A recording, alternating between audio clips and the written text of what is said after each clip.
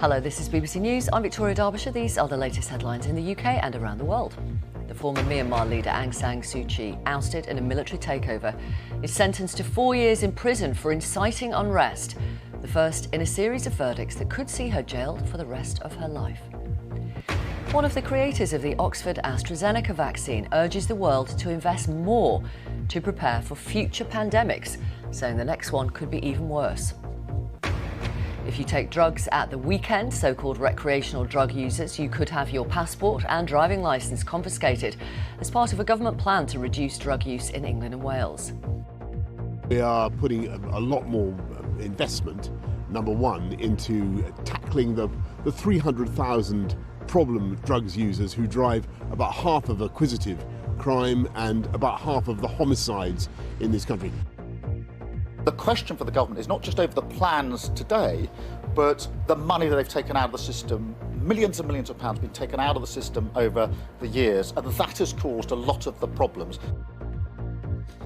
What do you think of the government's drugs plan? We're really interested to hear your views, particularly if you use drugs. Maybe it is just at the weekend or socially. Also, whether you work in the sector, prisons, drugs charities, or a drug rehab centre. Do let us know your views at Vic Derbyshire on Twitter or Instagram, or you can email victoria@bbc.co.uk. Also today, a British teenager who survived a crocodile attack in Zambia speaks for the first time about her ordeal. When the accident happened, I fully accepted the fact that I was going to lose my foot. And I accepted that, and I said to all my friends, it's fine, I've lost my foot, I'm still alive.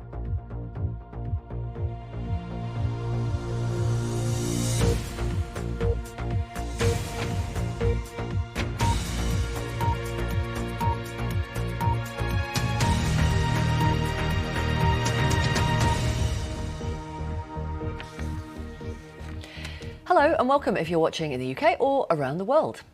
The former leader of Myanmar, Aung San Suu Kyi, who was ousted from power in a military coup earlier this year, has been sentenced to 4 years in prison. A spokesman for the military-backed government said she was found guilty of inciting unrest and violating COVID restrictions during last year's election campaign. It's the first in a series of verdicts she's facing that could see her be sent to prison for the rest of her life. Let's talk to our correspondent Jonathan Head, who is in the Thai capital, Bangkok.